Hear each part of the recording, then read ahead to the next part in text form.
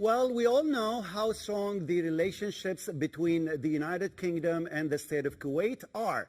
These relations go back to more than 120 years, and throughout these years, there were a lot of good moments that are definitely worth documenting.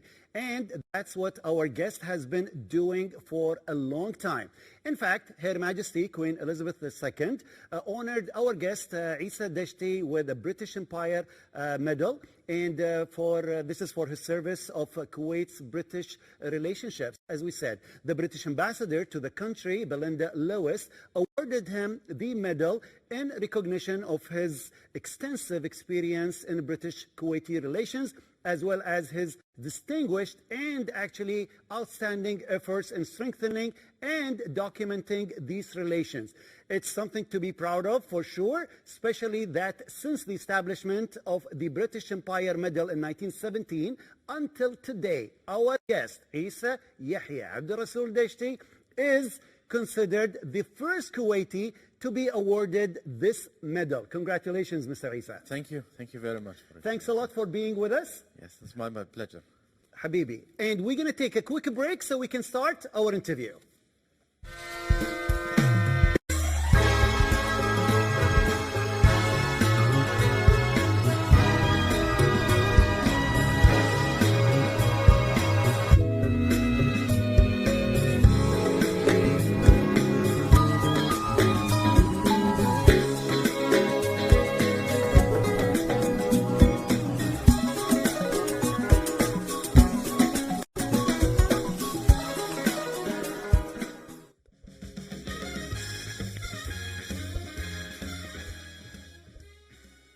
Yahya, welcome again, and thanks for being a great guest, inshallah, with us here.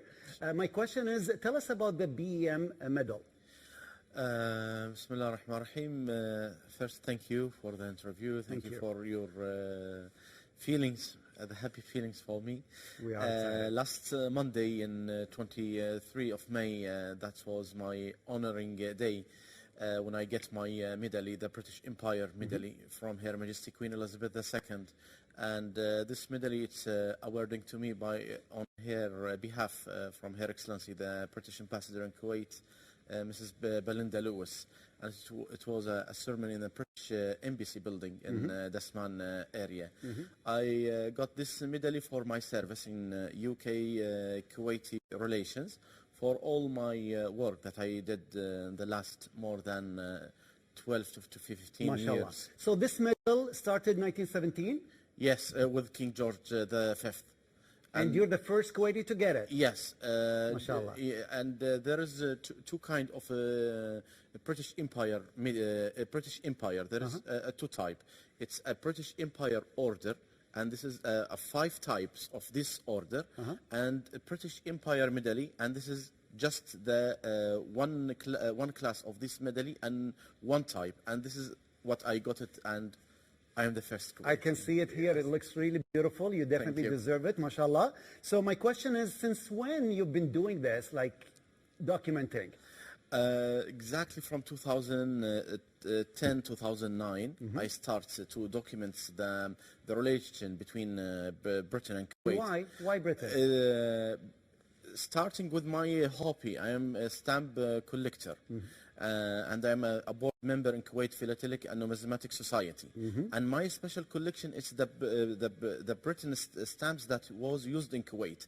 As you know, because the post office in Kuwait, when it started from 1950 to 1959, it was running by the British Post Administration. And it has also the picture of the Queen on our stamps. Yes, our stamps, it's with the pictures of King George V, King George VI, and Queen Elizabeth, the Queen Mother, and Queen Elizabeth. Because my collection is specific about the Britain stamps, I start to write articles about these stamps. And our history in the post, it's related with another parts of Kuwait history. True. That pushing me to read another parts of our relation. The more you work, the more you dig in. Yes, between Kuwait and Britain. I know the story of the post. Nice. And at the end, I say I have a lot of articles, a lot of research about different parts of our history, social history, politic history, diplomatic history, and other part of history. And in this time, I start to do another step to I publish my books or do events, exhibition, and other things. I would definitely like to know more about this, but let's just go back to the ceremony, the one that was at the embassy. Tell us about it, like who was there, and just try to give us some idea about what happened on that day. And that day, it was my family, my parents, and my brothers, sisters. I'm so proud and happy for this one. Yes. And my friends who's there standing with me during that and supporting with me during all that years. I invite them, and they didn't know what's them. I like doing it as a surprise. You didn't tell them? Yes, come to British Embassy at that time, and there's an event, a normal event. Just come. They didn't know about the medal. Yes, and they are happy double. Yes, when they are knowing this. That's honoring because. And Her Excellency the Ambassador. Yes, she was the one. Yes, and her husband and some of the employees of the embassy. It was a wonderful historical day, really. Great. Now, what are the most prominent achievements of you in supporting and strengthening the relationships? Tell me more, like what you've done. I have published more than 25 books and booklets about all of them, about the British-Kuwait relation. I have one of these books here. This is my latest.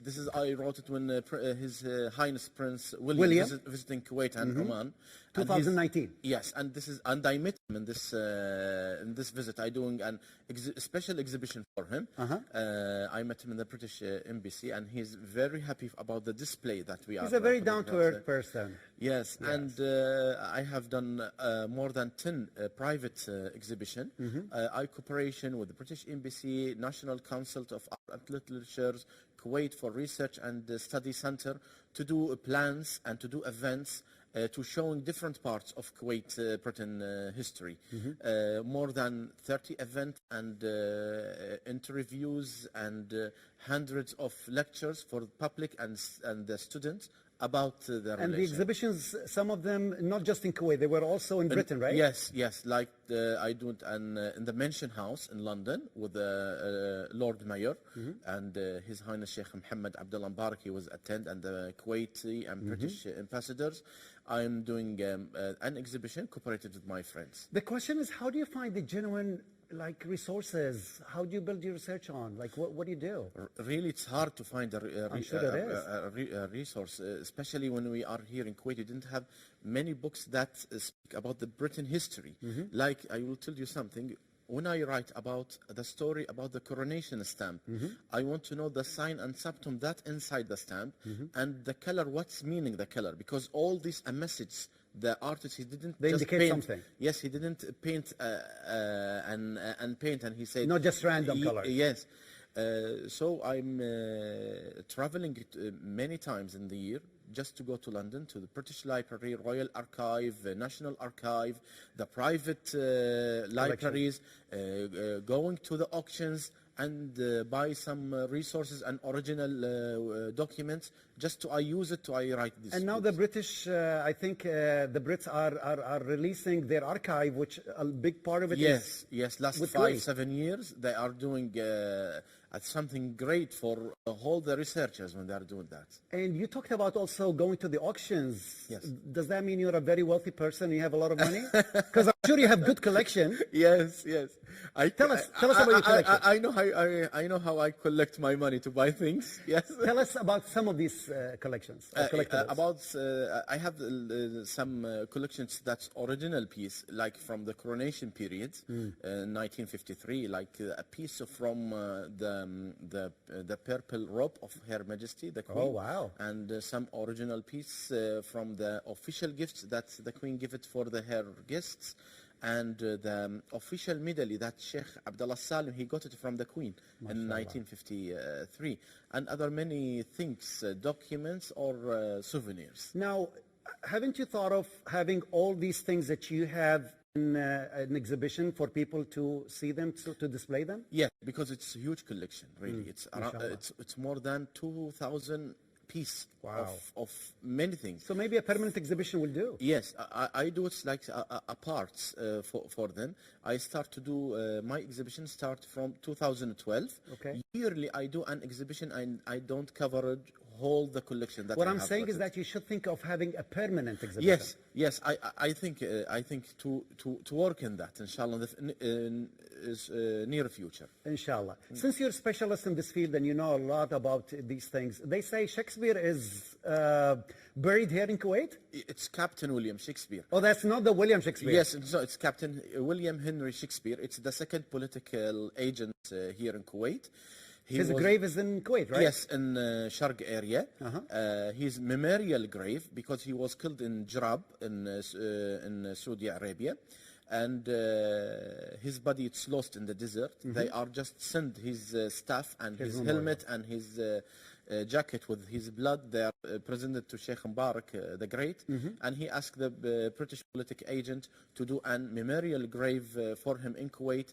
That's the Sheikh to thank him for all that job and services and the support, because he's giving a great support for Sheikh Mubarak and for Kuwait, especially for the port and to opening the post office in Kuwait. I remember also some time ago I saw you visiting the place with the British ambassador. Yes, yearly. In the Christ Cemetery, right? Yes, yearly with the British embassy.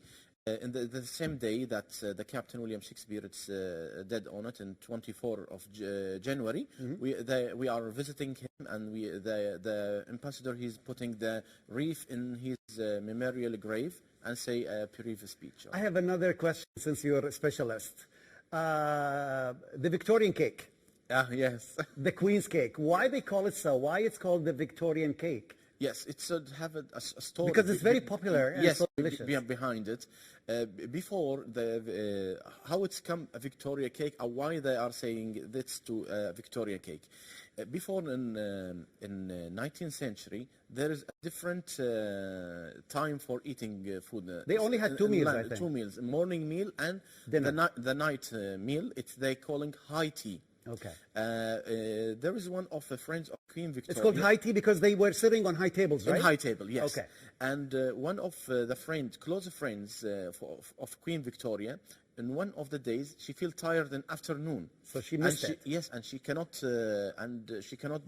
continue her job. She asked who's work in their house to do anything to eat it, to have like a snack. Energy. Yes, the snack. They are brought for him pieces of biscuits and tea. Okay. And she eat it, and she feeling fresh and recharge her energy. And then started and originated the afternoon tea? Afternoon tea. The 5 p.m. tea? Yes.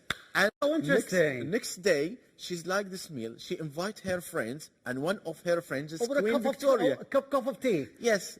They are say, and the Queen Victoria, she said, in 5 p.m. it's a meal. They say, yes, she's invite you. And the Queen Victoria, she liked this meal in the midday. Interesting. And she's asking every day with her tea, mix of sweets and the type of this cake. Nice. And this cake, because it's an important cake to be in the Queen Victoria table, amazing. It's taking her name. Isa, I know you always liked working hard in the media and so on. I'm going to go back when you were really young, okay? Maybe in the 90s. Yeah. What happened as you went to Disney, or how did you manage to go to Disney? Yeah, it was in 1998. Okay. You were only 15 years old? 14. 14. Yes. And that's time I'm a fan and big reading for Mickey magazine. Okay, who's not? We all like Mickey Mouse. Yes, and in that time I saw an advertise in the magazine that's the UNESCO.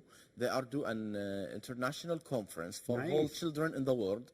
They are invite 53 country to meet together in the UNESCO and to put their idea. And you represented Kuwait at that time? I represented Kuwait with my colleagues. I remember her name. It's Asma Zakaria. Nice. And we are cooperate with the Mickey magazine. They are taking the Middle East group. With the help or the organization of the UNESCO? For UNESCO, and the hosted place, it was Disneyland. Amazing. It's okay. Amazing. Then from 14 you became 17 and you got into high school. Yes. And you actually were part of the radio program in school? Yes. Tell Yes, tell me more about that. Yes, I was in every Sunday. I was in the English radio in the school.